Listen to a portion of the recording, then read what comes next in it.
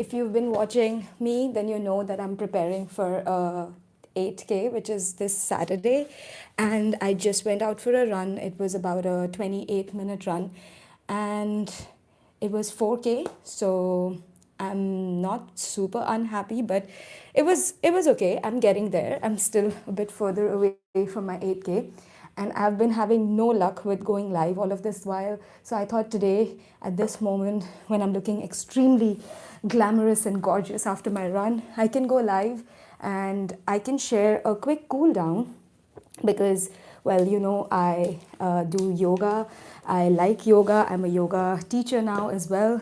And the best way to actually cool down after your run is to do a few stretches, which some people know which ones they would like to do. But I like to do a few yoga asanas. I'm going to remove my shoes and we are going to do a quick 5 to 10 minute cool down. Let me get my watch on so that we keep an eye on the time. Yeah, and I'm going to share with you what all are my favorite, my go-to asanas. So let's start off with a simple malasana, which is a squat. By the way, you can do any of these either when you are going for a run, so as a warm-up, but also as a cool down. The only difference in the cool down would be that you're not gonna force, you're gonna relax your muscles and your tissues. So this is the malasana or a yogic squat. So you will sit down. You can start from standing and then spread your legs wide as the mat, and you sit down into this squat. You should start feeling a stretch in the inside. If your heels don't touch the mat or the ground, then you can keep them elevated or put some blocks or weights or something to give it elevation. Give me a second. Even books work, but I'm Indian. I don't put feet on my books. I don't touch my books with my feet because it's godlike. So here, let's just sit on this. It's not the most comfortable elevation, but it'll work. It's very interesting to me how I was not on social media at all for more than 2 years. I used to be on Instagram until 2023, and then I completely stopped, and now I'm recording my cool down live. Well, that's bizarre to me. Can also do some twists. Open up the right side of the body. Also helps stretch your back. I don't know about you, but when I'm running, I feel like I'm a bit stiff in the upper body, so good to stretch the upper body a little bit. Let's look at the time. It's about 1:49. So I promised about a 5 to 10 minute. So after about holding this for a few seconds more, once we are at the 2-minute mark, which is now, we remove these weights and then we start to come down onto the mat. I like to also do some low lunges or Anjay Asana, Ashvasanchalasana actually. You can keep the knee and the ankle in one straight line. Your, in this case, right leg is touching the mat on the floor, and try to just hold it here.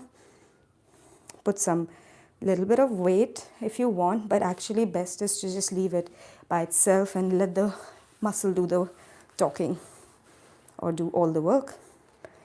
Let's hold this for about 40 seconds.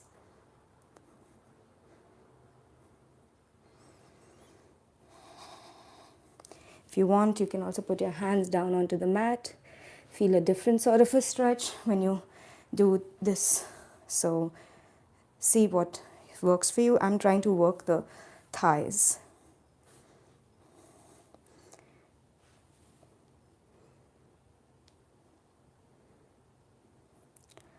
All right, 320. Now we switch.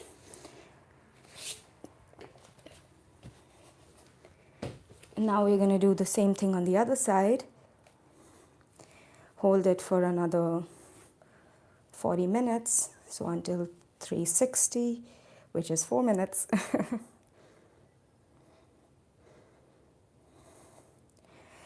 If you're watching right now, are you following or are you just interested in knowing what kind of asanas you can do to cool down?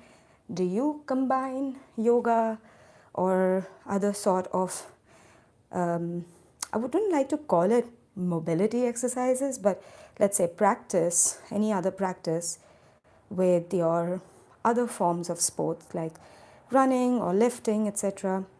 Okay, now we're going to just be here and stretch this leg. So put your hands onto the mat and let's just extend the leg.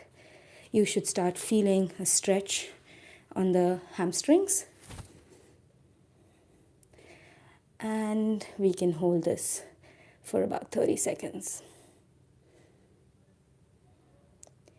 By the way, I said 30, but it's actually 40 because when I start, I explain and I kind of count in my mind, and then when I look at the watch, it's already at 4:30. So I'm like, okay, now I'm gonna let it run till 5.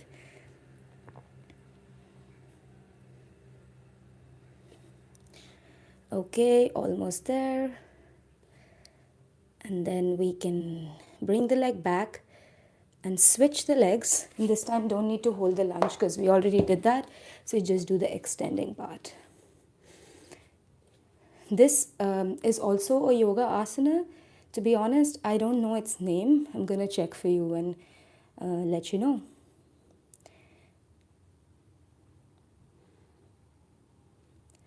So holding this for about 40 seconds as well on this side. And then I'm going to do one of my most dreaded asanas ever. Which one is your most dreaded asana? Or can you guess which one I'll do next? Okay, that's done. Now, I'm going to bring a pillow because it's best to show this with a little bit of a support because I know that there are a lot of us who would be like me. So you can either start from where you are. You can be in cat and cow. You can be in downward dog. I like to be in down dog. So Adho Mukha Svanasana. You can pedal your legs a little bit if you want. And then you can even go right leg up, hold this third three-legged dog, and then come and bring your leg as close. This is the right leg, so the right foot as close to the left wrist as possible. And the idea is that you have your leg straight. In my case, as you see, it's not straight. It's going a little bit inwards to the groin, and that's fine. Many people can bring it all the way up until here. And if that is the case, super well done, proud of you, keep doing that. This is called Ekpada Kapotasana, or also known as the pigeon pose. And if you see, I'm quite lifted up from the mat. And if you are like me, you can always use a pillow or a block to sit a little bit. Don't fall, just sit over here, give it a little bit of space for your hip to relax there.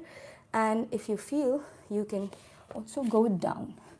To be honest, when I go down, it's easier than when I'm staying up. So I'm feeling the stretch more in my upper legs, the thighs, when I'm sitting like this. And if I go further down, I think I start to fall to my side. So to me, right now, for the purpose that I'm looking to achieve, I would say this is a better posture. So just let's sit here for about 30 seconds. I'm sweating because I just came back from my run, I told you already. Well, that's a lie. I came back 15 minutes before I started the going live because I was preparing to go live. No, I was putting my bunnies onto the balcony because it's good weather for them to chill outside today. And also I was praying that the YouTube live gods will work in my favor. Yeah. Okay. Now let's switch. So you can either lift up your leg, go all the way up, three-legged dog, come back, do a bit of show off, go to your three-legged dog on the other side, and then come and do the same thing on the left side. Here, again, mobility is different on different sides as well. So if in this case, for instance, it's much harder for me to bring my leg closer to my wrist in this L shape, and that's okay. Just make sure that you stretch the right muscles and don't sit down and relax. Just bring this stretch to your left inner muscles of the leg. Bring a pillow or a block if you need to give you some support, and then you will start to feel the necessary stretch. By the way, I have always learnt, I never used blocks until I went to a class actually, because I never owned any. I still don't, so I use just props at home. There is no harm in using props, because props are not, in fact, there are forms of yoga that are done primarily with props, and some of those are extremely difficult because they are using props to bring you into the right alignment, which means you are actually making the asanas more challenging for you. If you go see the Iyengar method, I think you would recognize what I'm saying. I've never followed an Iyengar class, but using props to actually help you go deeper or get the right alignment is, I think it's a really cool thing. It's also a form of maturing into the practice. Okay, last few seconds. We're almost at the 10-minute, actually over the 10-minute mark. So what I promised, this is what I would do. If I've had a few more minutes or seconds, I would just cool down with my back on the mat, do some vipers like this. Or I would do Anand Bal Asan, which is happy baby, which is where you put your hands and hold your feet with your hands from the inside, and then you open up. I don't know if you would like to see it in this way, but I can show you from the other side. So you hold your feet from the inside and you open up. Also opens up your hamstrings. You are massaging your lumbar region, your lower back, and you are giving your body the needed stretch that it's required after a somewhat challenging run, I would say. And of course, if you go for longer distances, then feel free to hold these postures for longer. Feel free to add some more. Maybe you want to add some twists for your upper body. Maybe you want to add some cat and cow. So that's basically sitting in this tabletop position, shoulder and wrist in one vertical line, hip and your knee in one vertical line, and you could go breathe in, curve your back, round your back, and breathe out, arch your back. You could do this a few times. You can just move your body like so a few times. And then if you would like, you can just sit in Virasana, which is this hero pose, and this also helps in digestion. But this is basically how I would cool down after a run. Maybe you have a completely different method. If so, let me know in the chat right now or later in the comments if you watch this live later. And for those who are going to watch this later, I should have said it right in the beginning. This is basically me going live to share what I would do after a run to cool down. That's it. I hope you enjoy it, and I will see you on Saturday at the Dam to Dam if you are in Amsterdam or Zandam. I was going to say Zandam, Amsterdam or Zandam. And if you're not there, then I'll see you in the next video. Take care. Bye.